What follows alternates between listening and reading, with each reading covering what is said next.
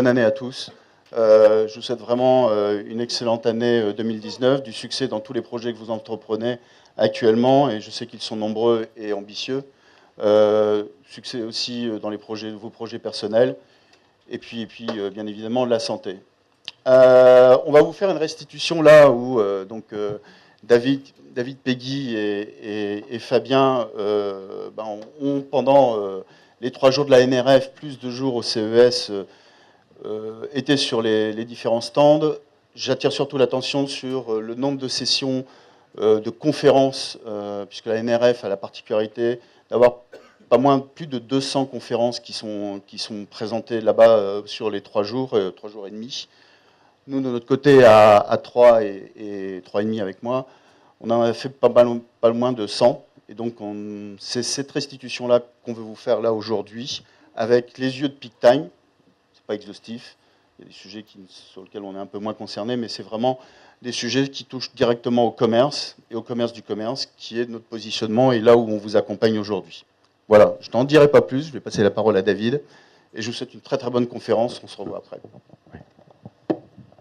Merci Alain. Bonjour à toutes et à tous. Merci de votre présence si nombreuse à cette nouvelle restitution de l'édition 2019 de la NRF. Donc, comme effectivement le disait Alain, beaucoup de choses cette année, beaucoup de conférences, beaucoup de matières. On a essayé de vous restituer la substantifique moelle de ce que l'on a aperçu, de ce que l'on a vu, de vraiment pertinent, avec encore une fois les yeux de Peak Time, comme l'expliquait Alain. Peut-être en préambule, je prends le clicker, voilà. Vous racontez brièvement un peu les différentes thématiques que l'on va parcourir aujourd'hui. Une première partie sur, on a eu pas mal de chiffres sur toute l'actualité macroéconomique qui est assez dense aujourd'hui. Notamment, on va un peu rentrer dans le détail sur le conflit commercial entre la Chine et les États-Unis. Ensuite, une deuxième partie où cette fois on va rentrer un peu plus dans le détail sur quelles sont les grandes tendances aujourd'hui en matière d'investissement, en matière de positionnement, en matière d'action de la plupart des retailers à travers une étude plutôt intéressante qui avait été menée par Forrester. Une troisième partie sur l'intelligence artificielle, qui est un sujet extrêmement présent cette année. Alors pas simplement un sujet un peu abscon avec des choses qui peuvent éventuellement se passer dans un avenir proche, mais avec des vrais cas d'usage concrets aujourd'hui et des vrais métriques concrets sur qu'est-ce qui se passe aujourd'hui au niveau de l'intelligence artificielle avec des use cases de différents retailers. Une quatrième partie sur l'impact sociétal, avec cette année aussi à la NRF une partie assez importante sur la place des femmes dans la société, bien évidemment, notamment dans le retail. Une partie sur la Chine, aussi avec quelques chiffres toujours aussi fous. Et une sixième partie sur une conférence très intéressante de Gartner qui parlait de pronostics sur les années à venir et sur le passé, sur l'écosystème digital, l'impact sur le retail, avec des choses qui se sont vraiment réalisées, des choses qui se sont paralysées, et surtout des choses qui sont prévues à l'avenir. C'est particulièrement intéressant.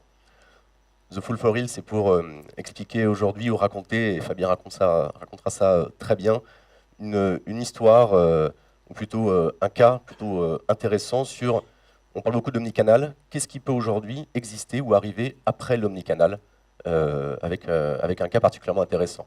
Enfin, le store tour, donc la visite des différents magasins avec des expériences toujours plus intéressantes les unes les autres. Une partie neuve sur comment aujourd'hui recruter, driver, faire en sorte que le trafic vienne en point de vente. On va voir qu'aujourd'hui, c'est aussi un sujet clé. Comment générer du trafic et comment faire en sorte que ce trafic reste dans les lieux. Et cette année, pour finir, il y a une petite différence par rapport aux autres années. C'est qu'une partie de l'équipe s'est rendue au CES à Las Vegas pour aussi regarder un petit peu les tendances, les différents sujets. Et il y a pas mal de choses qui sont intéressantes et qu'on va vous présenter. Tout de suite, si on commence par la première partie qu'on a appelée Wicked Game, et c'est le moins que l'on puisse dire, vous avez certainement vu dans l'actualité une tension plutôt forte aujourd'hui entre la Chine et les États-Unis, notamment sous l'administration Trump, les États-Unis ont remonté leurs droits de douane, ce qui fait que les exportations en fait, de la Chine baissent. Quand on voit le détail effectivement de la balance commerciale entre la Chine et les États-Unis, je crois qu'aujourd'hui c'est à peu près 350 milliards de déficit pour les États-Unis.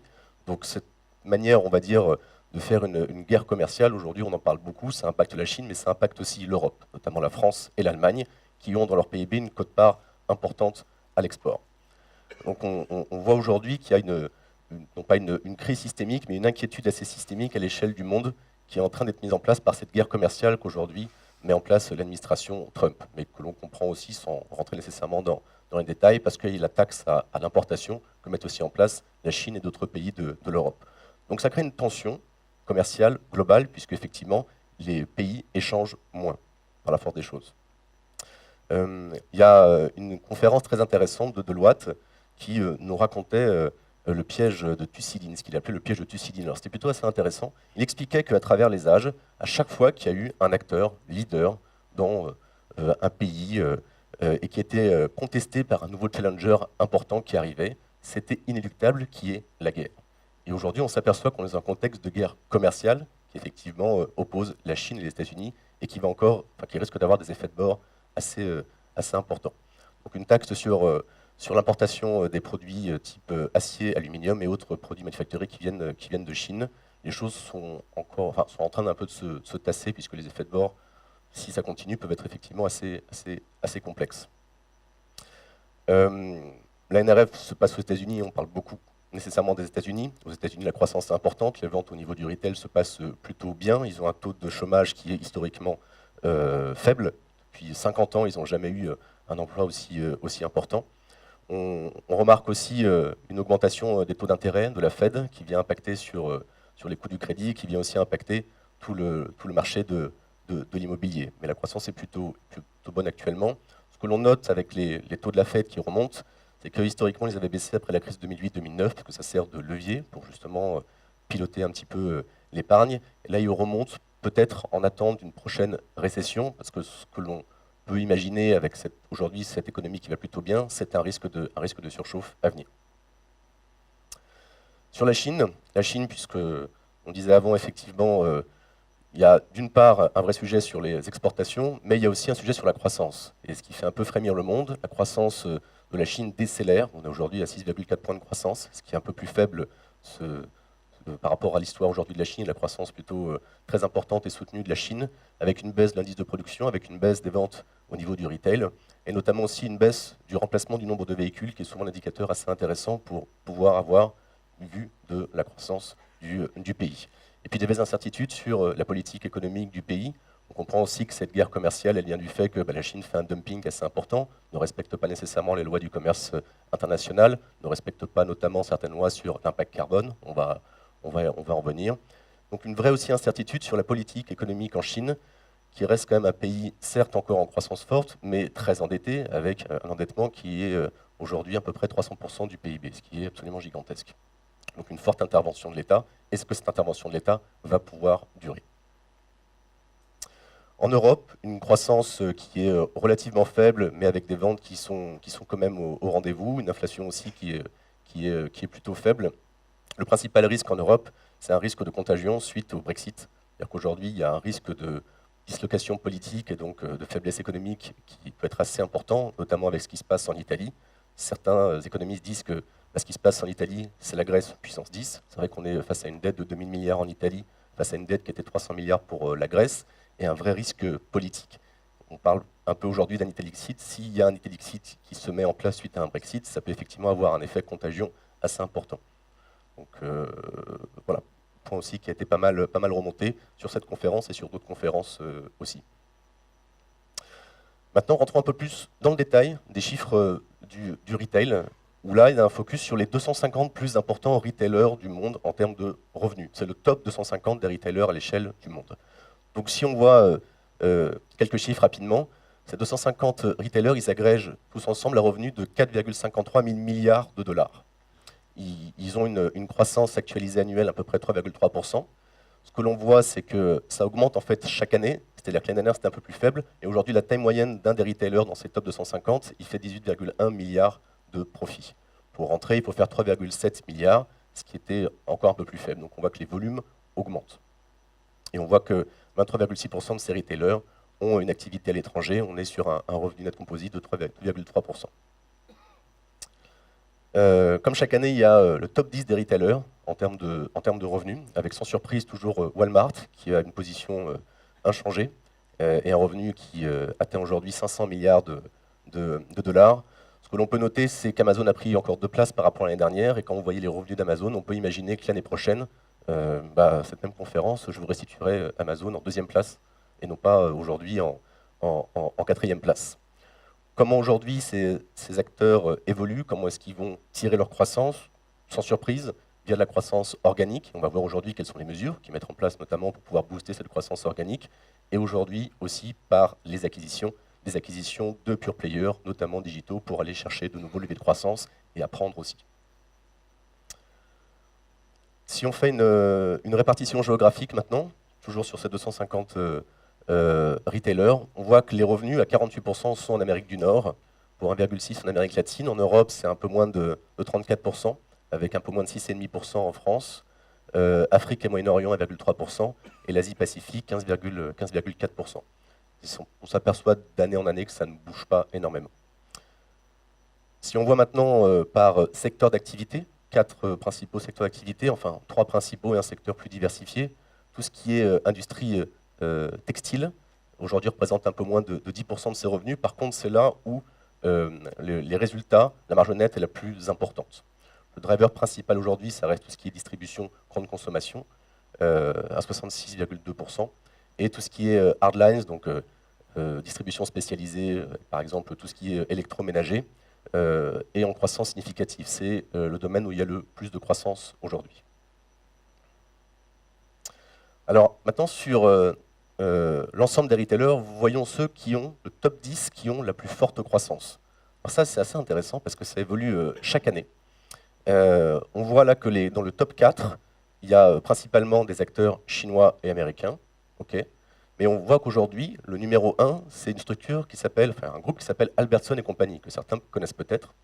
Quand on regarde dans le détail, Albertsons & Company, c'est un grand groupe américain qui fait un peu moins de 14 milliards de chiffres. Ils ont atteint une croissance exceptionnelle, enfin exceptionnellement haute, en tout cas l'année dernière, sur les chiffres consolidés, donc 2017, parce que c'est consolidé en 2018, c'est pour ça qu'on les a aujourd'hui en début 2019, parce qu'ils ont entrepris un vaste chantier, à la fois de refinancement de la dette, en vendant des points de vente qui ne fonctionnaient plus, et en investissant massivement dans des projets digitaux, notamment 2 projets digitaux, un projet de marketplace qui fonctionne particulièrement bien, et un projet de plateforme autour de la vente de produits bio, avec une croissance extrêmement significative, le tout intégré dans un parcours omnicanal particulièrement bien fait. Je vous invite à aller voir, si vous tapez Albertsons Company dans Google, Albertsons Company Growth, croissance, vous allez voir, l'histoire est assez intéressante. Les 4 suivants sont des pure players, donc chinois ou américains, VIP Shop, donc acteurs chinois de produits genre un peu luxe, premium, JD.com, dont on reparlera un petit peu, et Wayfair, qui fait de l'ameublement, donc pure player web aussi américain. Il y a quand même un grand absent, et on s'étonne aujourd'hui de ce grand absent, c'est qu'on est finalement sur un logiciel très... on va appeler ça américain ou anglo-saxon ou occidental, où à chaque fois, on va aller chercher la croissance, le profit, la rentabilité. Un logiciel qui est le même finalement depuis 30 ans. Et à aucun moment, on va parler de l'impact carbone de ces différents acteurs. Et nous, ça nous a un peu surpris, d'autant plus que Fabien et Peggy étaient allés au Web Summit, où c'était un sujet clé aujourd'hui. Quelle est la responsabilité en termes d'impact carbone, quelle est la responsabilité écologique. Et aujourd'hui, sur, je ne sais pas, 150, 200 conférences partout, sur tous les stands de la NRF, le sujet n'était quasiment pas adressé, très peu adressé. Je crois qu'il y avait une conférence où il n'y avait pas grand monde qui adressait ce sujet-là. Donc on était assez surpris de l'absence aujourd'hui de ce critère dans la manière d'évaluer les retailers dans le monde. Surtout quand on regarde plus en détail, on s'aperçoit que la Chine, les États-Unis et l'Europe représentent à eux 3 plus de 50% des émissions de gaz à effet de serre. Et quand on regarde aujourd'hui le retail au global, le retail traverse l'ensemble des grands secteurs d'activité que sont l'industrie, le transport, l'agriculture. Donc étonnamment, c'est absent. Peut-être ce sera présent l'année prochaine ou dans les années à venir, mais on voit que sur un Web Summit en Europe, c'est un sujet qui est assez clé. Là, aux États-Unis, c'est complètement passé sous silence.